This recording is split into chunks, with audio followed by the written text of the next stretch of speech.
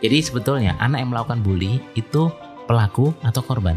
Tekanan-tekanan itu akan memicu perilaku-perilaku buruk dari anak. Dan salah satunya adalah melakukan kekerasan kepada temannya, bully. Ada sebuah kasus yang mungkin cukup viral ya di beberapa daerah. Terkait ada 3 siswi yang kemudian menganiaya, melakukan bullying secara verbal maupun fisik kepada teman sebayanya dengan alasan apa? Ketiga anak ini terlalu jenuh ya, mengalami namanya apa? Dibanding-bandingkan oleh orang tuanya. Maka ini menjadi sebuah fenomena yang menarik hingga kemudian berujung kepada aksi atau kemudian perilaku yang kemudian menurut kita mungkin itu problematik gitu kan.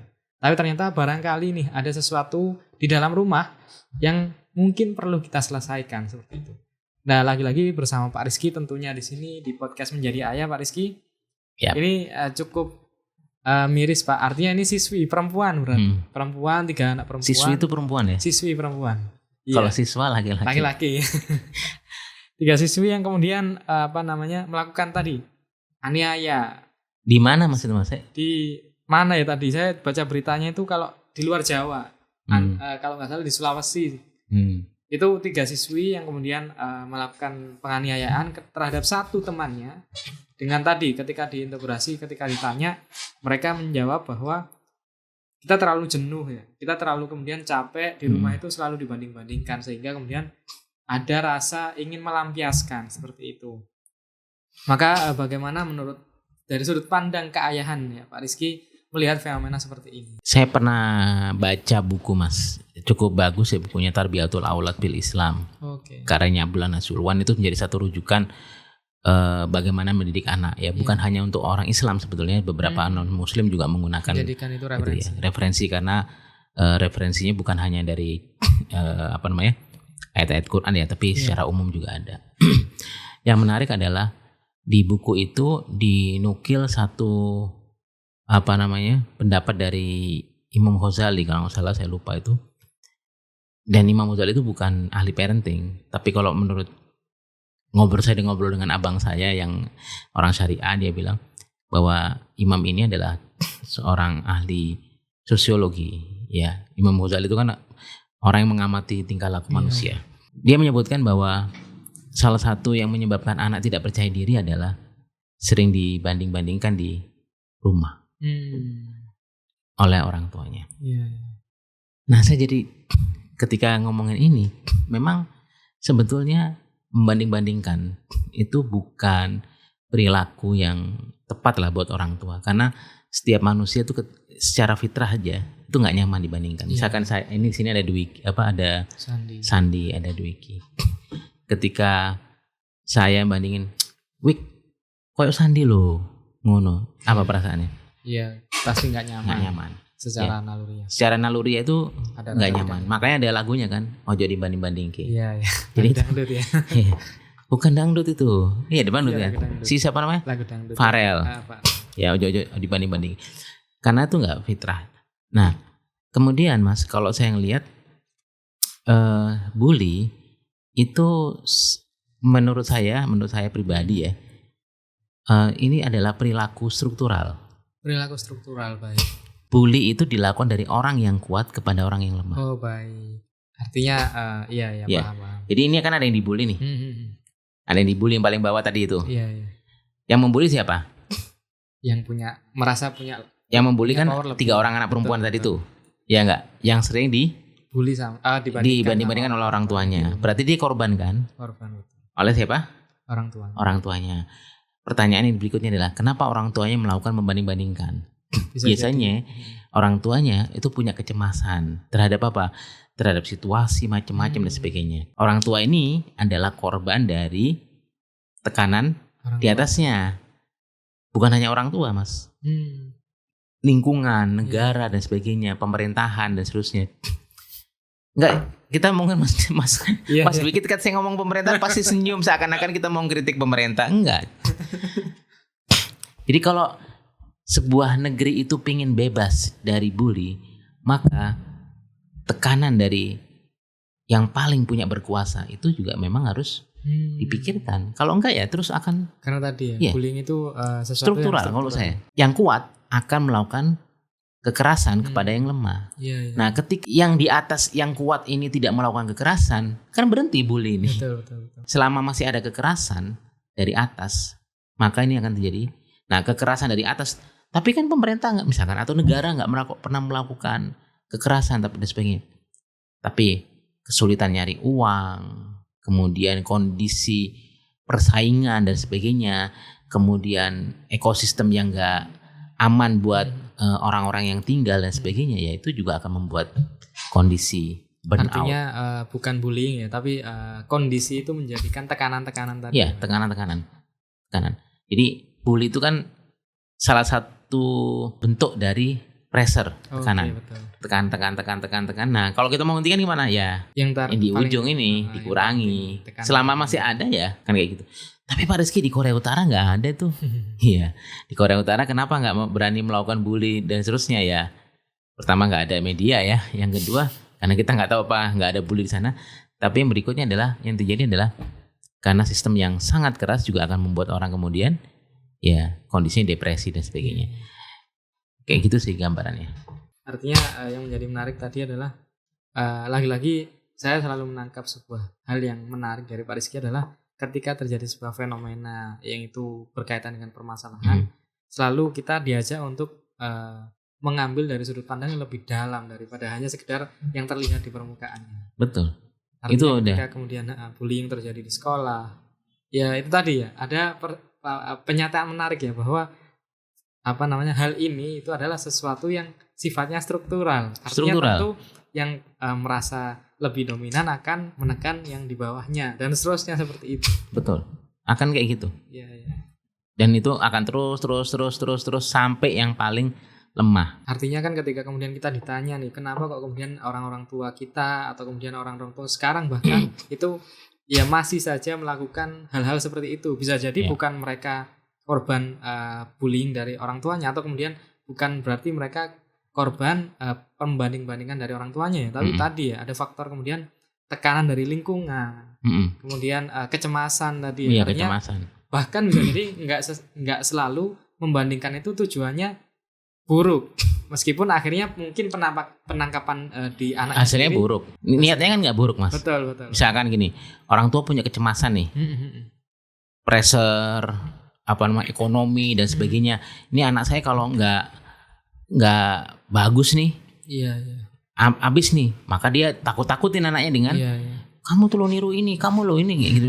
Itu kan nggak nyaman deh. Betul. Nah ketika nggak nyaman ini apa yang terjadi? Ya pressure gitu. Dan anak ini bertahun-tahun mendapatkan pressure seperti itu, meledaklah dengan cara tadi bully. Iya, karena dia nggak bisa melakukan dalam tanda kutip ya perlawanan ya, karena itu orang tua mereka, sehingga mereka mencari sosok orang yang atau lebih lemah. Betul. Gitu. Apalagi tadi bertiga bully satu orang. Betul. Kembali tersadarkan gitu ya bahwa ya ternyata perilaku ini bukan perilaku yang bisa jadi disengaja terjadi. Ada kemudian tadi faktor-faktor yang membuat hal itu bisa terjadi. Betul. Anak dibully karena anak dibanding-bandingkan karena orang tua merasa cemas. Bukan berarti mereka juga korban bullying, meskipun iya bisa jadi ya. Tapi bukan berarti mereka kemudian juga korban dari orang tuanya, tapi tadi ada rasa cemas, rasa ingin melihat anaknya sukses di kemudian hari, sehingga rasa cemasnya mungkin belum adanya pemahaman yang baik terkait bagaimana mengkomunikasikan itu kepada anak, sehingga ya itu tadi yang dimiliki. Itu referensi yang didapatkan gitu ya. Bahwa supaya anak menjadi sukses adalah dengan memberikan contoh dari orang lain. Pengennya gitu. Pengennya gitu tujuannya. Tapi kemudian penangkapan dari anak seringnya malahan sebaliknya. Karena mungkin jadi ingat podcast kita sebelumnya Pak Rizky terkait membangun koneksi dengan anak. Ini kan juga jadi erat kaitannya nih. Artinya mungkin ketika kita terjawab nih, kenapa kok kemudian orang tua itu suka membanding-bandingkan anak, ada tadi rasa cemas, apalagi ini dari POV Pak Rizky yang mungkin sudah menjadi orang tua yang lebih senior ya daripada saya, dan kemudian sudah bertemu banyak orang tua pasti gitu, karena beliau sudah kemana-mana ya, ke beberapa kota gitu kan, sehingga fenomena itu bisa jadi tadi ya, artinya para anak juga mungkin barangkali ketika nonton ini belum tentu ketika orang tua kita membandingkan kita dengan orang lain itu pure 100% karena orang tua itu nggak bangga dengan kita, belum tentu gitu. Iya, belum tentu. Itu tadi bisa jadi ada rasa cemas, ada kekhawatiran akan kesuksesan dari anak ini di kemudian hari seperti itu. Tapi kemudian yang menjadi menarik gini Pak Rizky, barangkali Pak Rizky pernah menemukan case atau curhatan nih dari salah satu anak mungkin yang kemudian pernah bercerita ke Pak Rizky terkait perasaan mereka ketika kemudian orang tua itu sering membanding-bandingkan mereka di rumah atau dimanapun ketika kemudian mereka di lingkungan seperti itu. Pernah ada case kayak gitu nggak Pak? Kalau secara langsung yang cerita ke saya enggak ya. Cuma ketika ngobrol dengan guru dan sebagainya, mereka memahami kok sebetulnya bahwa itu bagian dari kekerasan. Cuma mereka nggak punya cara, nggak punya referensi. Sehingga mereka tetap melakukan itu karena pengalaman mereka bahwa ini bagian dari memotivasi, gitu. Buat sebagian anak mungkin termotivasi, Mas. Iya. Karena dia punya tingkat ambang stresnya cukup tinggi, cukup baik lah. Sehingga buat dia itu sebagai tantangan. Tapi buat banyak anak ini enggak seperti itu. Membandingkan ya jatuhnya adalah balas dendam berikutnya. Nah kalau dia bisa melakukan balas dendam kepada orang tuanya, dia melakukan balas dendam dengan cara mogok, dengan cara bikin keributan, dengan cara bikin perlawanan dan sebagainya. Tapi dia kalau nggak sanggup, dia akan melakukan pressure, tekanan itu kepada orang lain. Jadi sebetulnya anak yang melakukan bully itu pelaku atau korban? Korban dari kekerasan sebelumnya, tapi dia pelaku kepada korban berikutnya. Betul. Jadi makanya ada kata-kata abang ipar saya yang menarik banget menurut saya. Dia bilang gini, yang kita khawatirkan ke depan adalah bukan anak kita mendapatkan kekerasan, tapi anak kita yang melakukan kekerasan itu.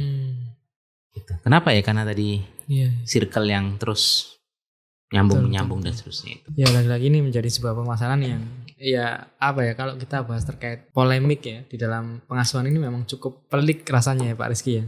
Tapi kemudian kita selalu punya rasa optimisme gitu dengan salah satunya kita bikin podcast ini, dan tentu harapannya para orang tua mulai aware karena tadi ya bahwa salah satu triggering orang tua itu bahkan diakui di salah satu guru ya di sebuah lembaga pendidikan bahwa bullying itu atau membandingkan itu salah satu tindak kekerasan, betul ya Pak? Betul. Secara verbal.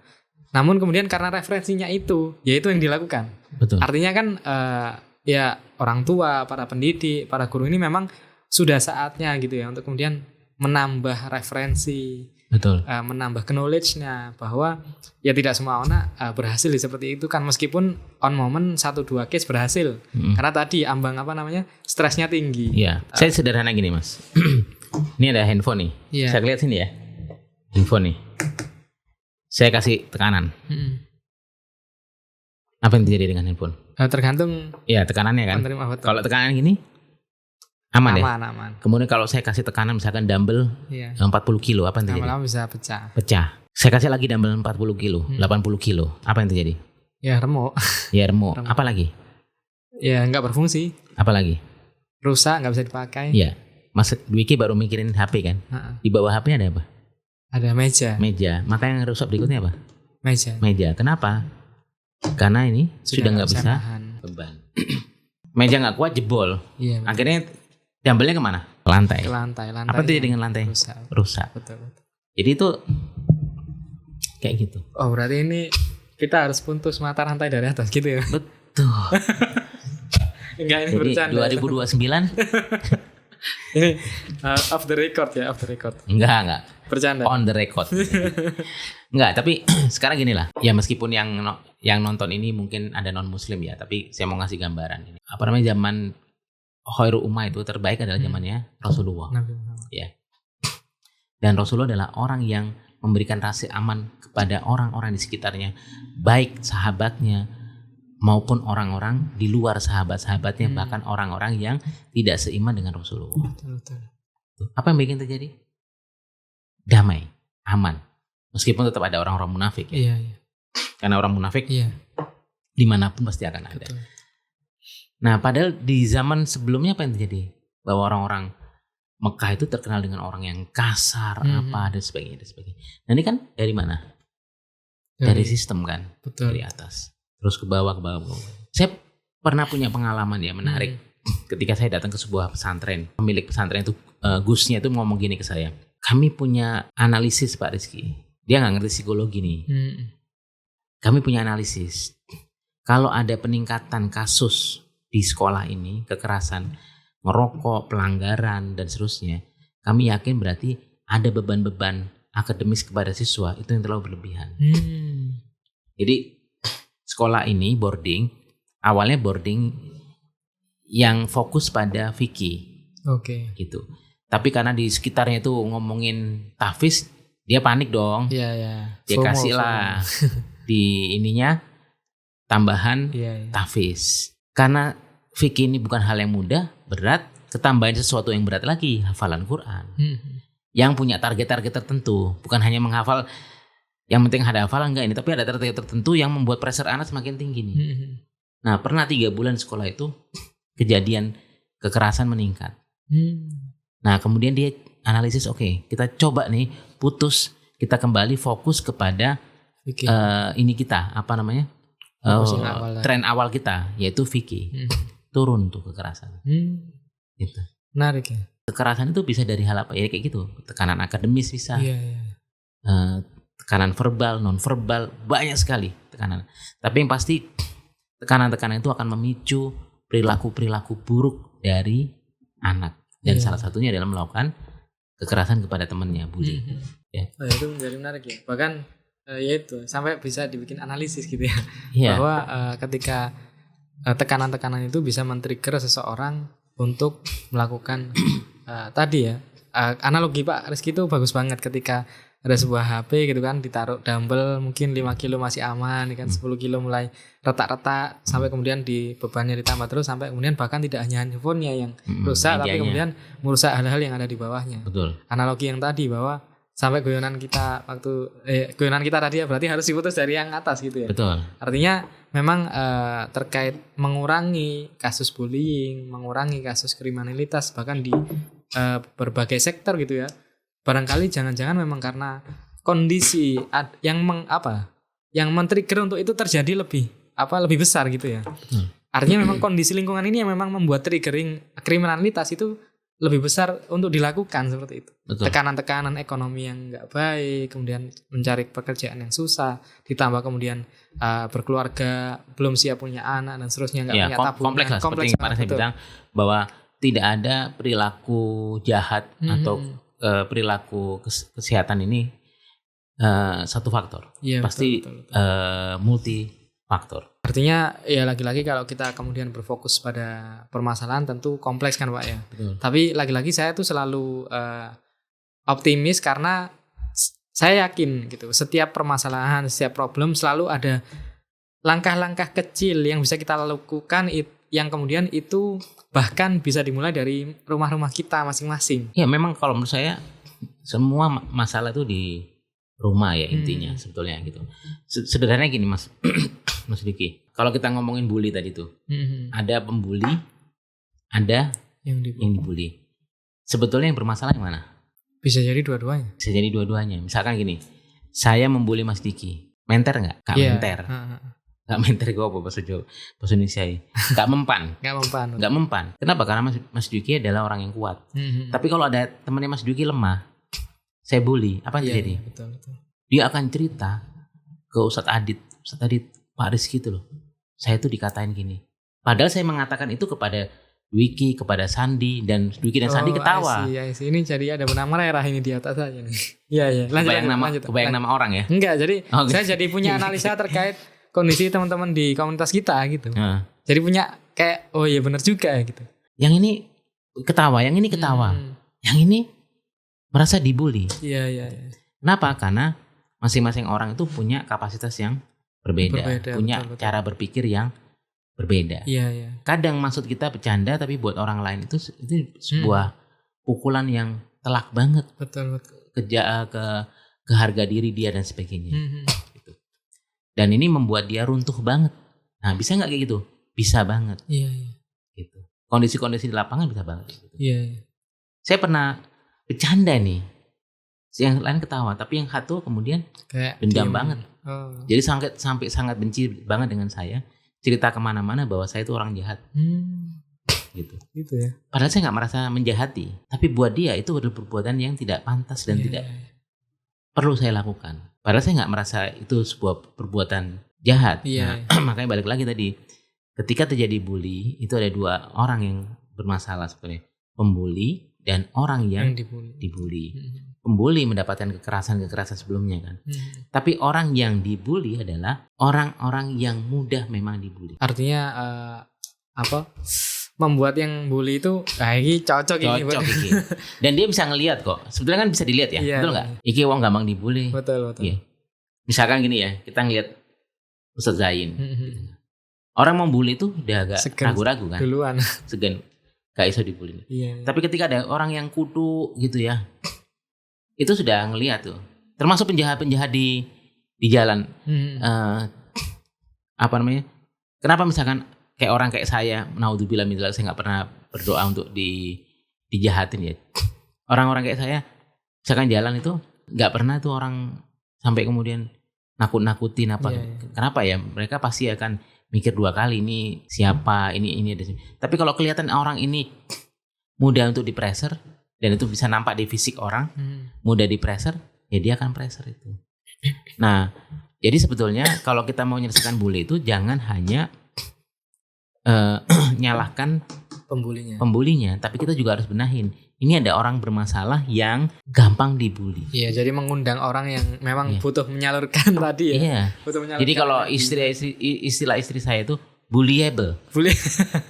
Bullyable. Anak yang mudah dibully. Karena secara raut wajahnya, sikapnya, sering nunduk, nggak percaya diri. Iya, kelihatan kan itu. Anak kayak gini nggak bermasalah sebetulnya ketika dia di lingkungan yang aman. Betul.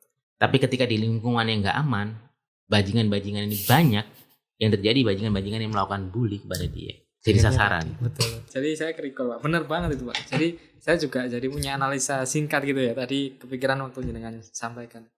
Betul banget. Jadi di komunitas kami itu kan stylenya memang suka bercanda, Pak. Dulu kita bercandanya selalu setiap anak yang baru join itu selalu langsung ditembak terkait kapan nikah lah, intinya gitu. Mungkin bagi orang-orang periode dulu sebelum pandemi atau kemudian ya sebelum pandemi lah, itu goyonan-goyonan itu masih kemakan tuh. Artinya kita jadi ada kedekatan yang terbangun dari goyonan-goyonan tersebut. Tapi kemudian setelah pandemi berlalu, mungkin kemudian psikologi orang berubah, behavior setiap orang berubah, goyonan itu jadi bikin bumerang, Pak. Jadi kadang yang kemudian tadi kata Pak Rizky, menurut kita itu bercandaan biasa, bahkan itu work di orang-orang sebelumnya gitu. Artinya itu bisa menjadi salah satu pintu masuk untuk kita menjalin kedekatan dengan mereka. Tapi sekarang itu di beberapa orang mungkin masih work gitu, tapi di mayoritasnya ini menjadi sebuah candaan yang garing, sebuah candaan yang dalam tanda kutip jadinya nyerang gitu jatuhnya gitu. Betul. Padahal ya itu tadi kita nggak ada tujuan dan maksud ke situ gitu. Ya karena kan budaya itu berubah. Iya. Budaya berubah, kondisi berubah. Kemudian anak-anak yang mendapatkan kondisi kesehatan mental karena pernikahan orang tuanya itu cukup banyak. Iya. Kemudian buat kita yang keluarga kita nggak ada masalah, aman tuh. Buat dia yang punya keluarga yang bermasalah, candaan itu hanya memantik masalah-masalah yang dihadapin sebelumnya. Memantik tadi luka-luka. Saya barusan aja ketemu dengan teman yang menurut saya berat kondisinya gitu, kondisi ini dan seterusnya. Ya perlu dibantu ya. Tapi ketika kita bercanda dengan hal yang menurut kita candaan, buat dia bisa jadi bukan candaan. Betul. Itu dari sisi psikologisnya. Dari sisi yang lain lagi misalkan, karena orang gini, ternyata manusia itu kadang-kadang yang dia lihat sama, Mas. Mas Biking lihat ini apa nih? Gelas. Saya ngeliat air. Boleh nggak? Boleh. Ya, ada orang kayak gitu. Ini masih oke nih, ada gelas, ada air. Tapi ada yang punya kesimpulan ini bukan gelas. Kenapa? Karena dia punya pengalaman masa lalu yang berbeda. Paham. Dia bisa jadi senjata ya? Iya. Bisa jadi misalkan alat pukul. Dia pernah dilempar pakai muk. Iya. Kita bilang ini muk buat minum. Dia bilang enggak. Ini menyakitkan. Kenapa? Karena dia punya perspektif. Melihat sesuatu yang berbeda dari benda itu. Nah, Mas Diki pernah nggak ketemu orang yang semua orang nih bilang ini A, tapi dia punya pendapat B dengan yakin dia bahwa ini B terhadap sesuatu. Padahal semua yakin. Kapan aku ngomong kayak ngono? Loh, Bapak kan kemarin ngomong gini-gini. Dia punya persepsi yang berbeda terhadap kalimat itu. Ini bisa terjadi. Iya sih, saya juga menemukan orang-orang yang kayak gitu. Kayak Sandi gitu lah ya. Betul. Iya betul itu Pak. Jadi Sandi ini perlu aja jadi pampang sekali-sekali. Sekali. Orang penasaran Sandi ini yang mana? Ini Yang mana? ganteng loh ini. Masya Sandi ini. Allah. Ya. Kayak artis kayak siapa nih ya? Mirip Sandiaga Uno. Artinya betul ya tadi ya. Melihat sebuah hal aja orang sepakat itu A, tapi ada satu orang yang secara spesifik mengatakan itu B. Ada satu kasus ya, satu orang yang betul. mengatakan itu B. Menarik juga. Dan ya betul, saya juga temukan itu di teman-teman kita gitu, teman-teman kami. Bahwa ketika kemudian di forum mayoritas orang paham bahwa itu terkait perihal A gitu. Tapi ada satu orang ketika ditanya lebih dalam dan kemudian implementasinya kok jadi gini gitu. Betul. Antara kami mungkin waktu itu merasanya ini yang miss pemahaman atau memang ada kemudian penyampaian yang kurang detail atau kurang jelas, tapi mayoritas forum menyepakati itu A gitu, arahnya. Makanya gitu. kalau ada bully non fisik ya, bully verbal, itu kita harus ngecek. Jangan-jangan bukan bully, tapi perspektif dari orang yang menjadi korban ini itu bully.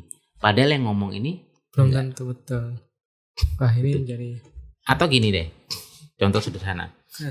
Tadi kan di sini kita ada teman ya yang bilang anaknya ADHD gitu dan sebagainya gitu. Buat anak-anak tertentu mas, misalkan gini, saya cuma nepuk gini, itu bilang nyapa. Tapi ada anak-anak yang dengan kondisi sensori yang sedikit berbeda, maka perspektif dia gini itu bukan disapa. Tapi dipukul. Kemudian dia bilang, aku dipukul. Langsung panik itu orang tuanya. Padahal enggak. Atau sebaliknya, saya maunya gini. Tapi saya nggak bisa ngukur energi saya gitu. Yang terjadi saya gablok. Yang dipukul merasa bilang, aku dipukul. Dia bilang, enggak, aku tadi cuma nepuk aja. Coba contohkan. Nah makanya kalau bullynya non fisik, bully verbal dan sebagainya, itu kita perlu ngecek benar-benar. Ini betul nggak sih bully? Jangan-jangan enggak. Tapi kalau sudah fisik sampai terluka-luka dan sebagainya, udah body shaming gitu. Itu juga menjadi. Wah ini jadi apa? Ya makin kompleks ya. Pemahaman kita jadi lebih banyak gitu ya, bahwa bahkan dari kasus bullying aja kita nggak bisa langsung hukumi bahwa itu anak itu atau orang itu secara sengaja melakukan bullying. Karena tadi ada perspektif yang kemudian perlu kita bahasanya konfirmasikan terlebih dahulu mungkin kalau memang ada waktu gitu ya. Betul. Artinya ini menjadi sebuah hal yang lagi-lagi cukup kompleks gitu ya. Kasus bullying ini apakah mungkin kalau memang tadi ya beliau sampaikan ketika memang itu sudah ada salah satu pihak yang dirugikan, bahkan kemudian ada fisik yang terluka, ada kemudian harta yang berkurang barangkali, itu sudah menjadi jelas itu berarti sudah menyengaja untuk melakukan bullying. Tapi ada perspektif yang lain, tadi misalkan sebatas bercandaan, kemudian sapaan yang itu sifatnya sentuhan fisik. Ada perspektif yang menurut sebagian orang itu cuma sapaan biasa gitu, nyentuh tanganmu gitu kan. Tapi bagi yang menerima karena ada perspektif tadi berbeda tadi, menganggap bahwa itu sebuah pukulan. Balik lagi mas ke korban dan pelaku.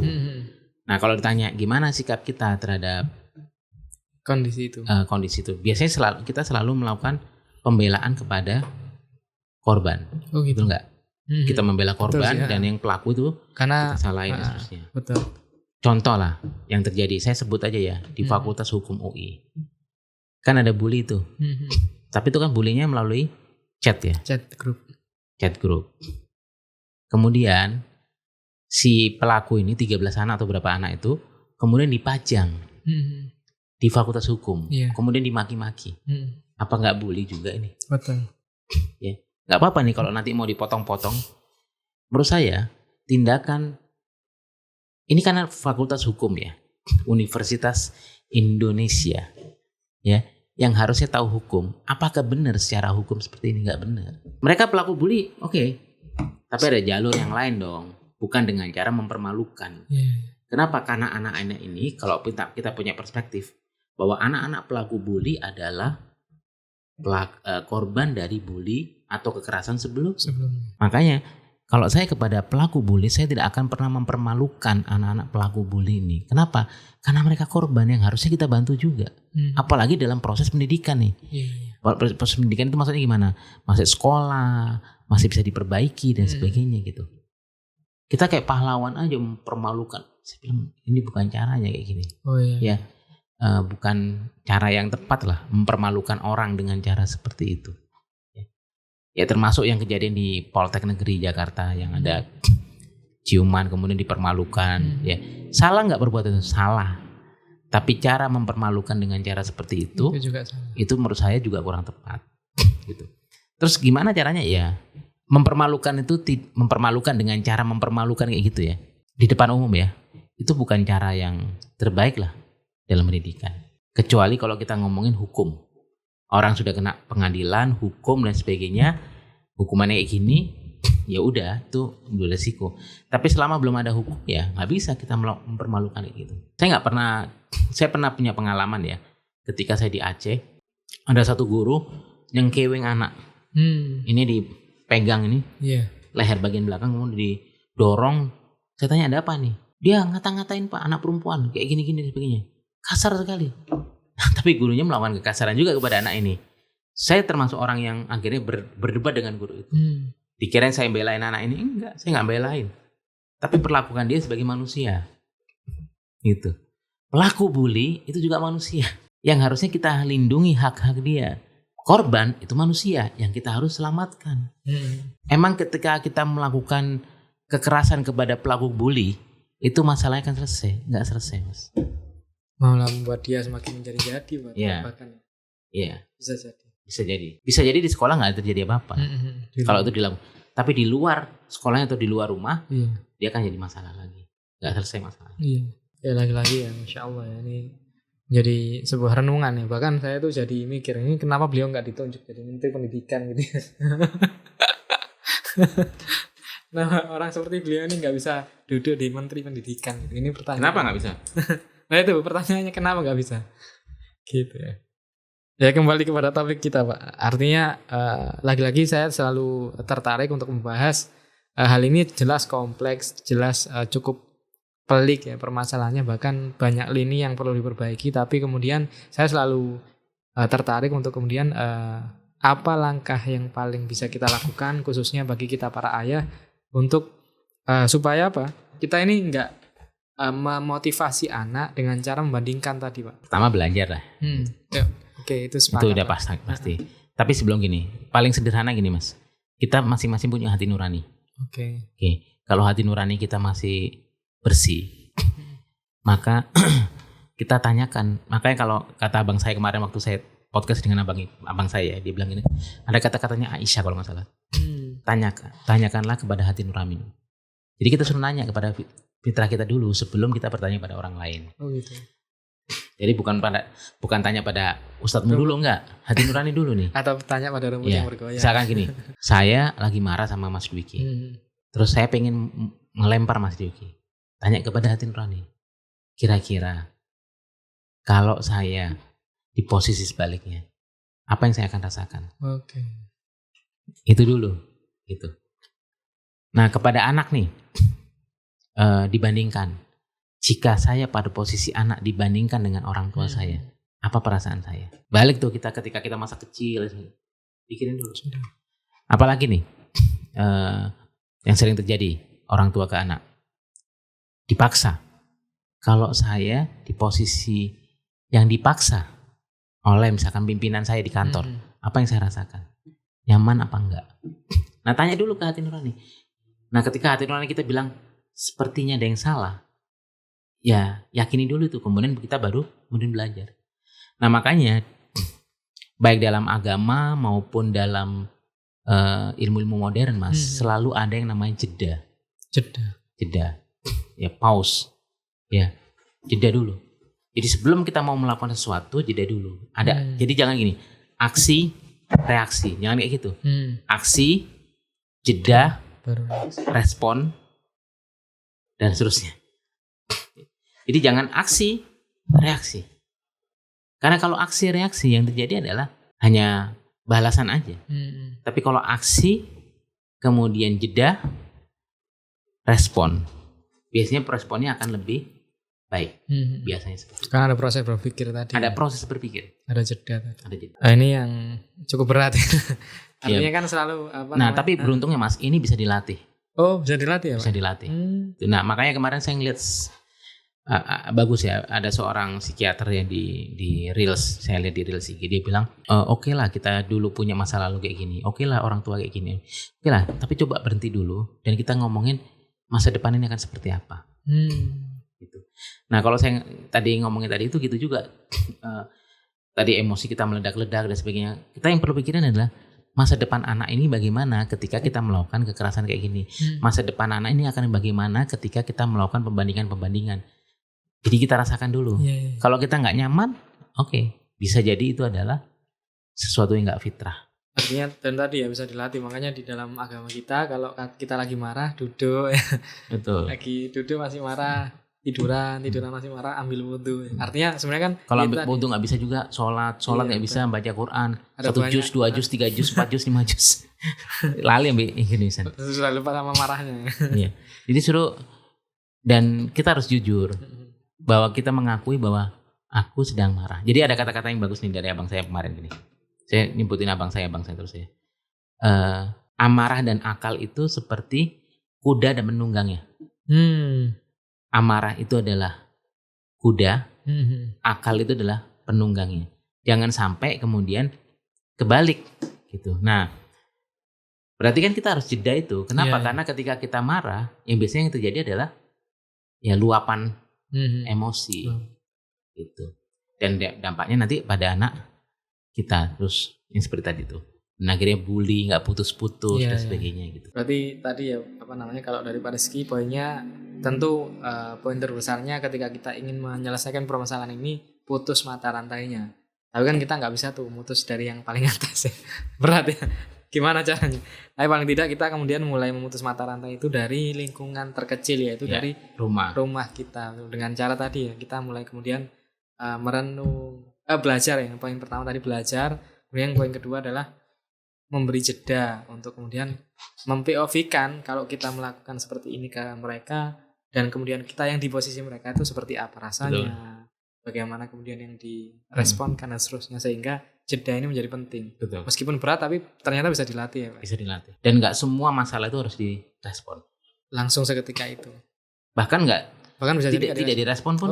Kadang-kadang tidak perlu direspon masalah itu. Kenapa? Karena mereka kadang-kadang bisa menyelesaikan masalahnya kok. Jadi kadang-kadang kita perlu untuk diam sampai menunggu mereka untuk menyelesaikan masalahnya. Jadi jangan buru-buru kita pengen terlibat dari masalah-masalah yang ada. Gitu. Bahkan seperti itu. Bukan membiarkan ya Mas ya. Tapi memberikan kesempatan kepada anak untuk menyelesaikan masalahnya sendiri. Saya masih ingat nih, ada yang menarik nih. Saya nyebutin nama ini ya. Nanti sekirain saya dukung-mendukung. Enggak, ini saya dengar ceritanya Anies Baswedan. Menarik menurut saya bahwa dia pernah digebukin sama teman-teman waktu dia kelas 5 SD di jalan dekat rumahnya. Kemudian dia lihat ibunya nangis ngeliat itu. Kemudian tantenya itu sudah teriak-teriak sampai tapi ibunya tetap masuk ke rumah sambil nangis dan nggak nolong si Anies. Kemudian Anies pulang dalam kondisi luka-luka. Terus dia ngelihat perdebatan kalau nggak salah antara ibu dia dengan tantenya. Kenapa kakak nggak menolongin Anies? Kata ibunya, aku tahu Anies bisa menyelesaikan masalah sendiri dan aku nggak ingin dia dibantu padahal dia bisa. Nah kita kadang-kadang ini anak dibully nih, kita turun menyelesaikan masalah dan seterusnya. Ada cerita gini, turun lagi, cerita gini, padahal kadang-kadang mereka bisa kok menyelesaikan. Ngapain kita harus ikut campur untuk sesuatu yang mereka bisa selesaikan. Kayak gitu. Menarik ya. Baik. Itu insight yang menarik banget. Artinya ada di titik di mana orang tua itu nggak harus setiap masalah direspon. Bahkan. Baik. Barangkali itu Pak Rizky ya untuk pembahasan kita kali ini. Insya Allah selalu insightful teman-teman terkait bagaimana kita menyikapi fenomena kasus bullying yang sedang terjadi seperti itu ya. Bahwa poin-poin yang kemudian beliau sampaikan, tentu ini ada yang namanya putus mata rantai.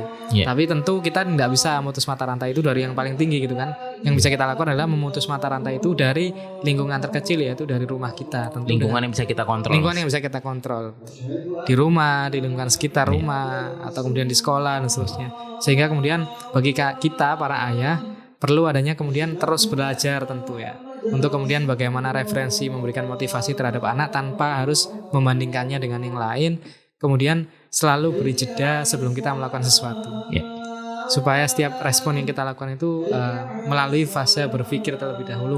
Yang biasanya hasilnya lebih baik ya Pak ya. Betul. Lebih bijak, lebih kemudian logis gitu ya. Karena memang ada fase jeda untuk berpikir seperti itu. Terima kasih Pak Rizky atas insight yang Masya Allah banget. Dan untuk para ayah dan calon ayah di luar sana, terus selalu barangkali subscribe ya channel Lingkar Ayah Indonesia, dan kemudian pencet tombol alarmnya supaya setiap kali ada video dari kami bisa langsung update di notifikasinya para ayah dan calon ayah sekalian. Sekian dari saya di podcast Menjadi Ayah kali ini. Wassalamualaikum warahmatullahi wabarakatuh.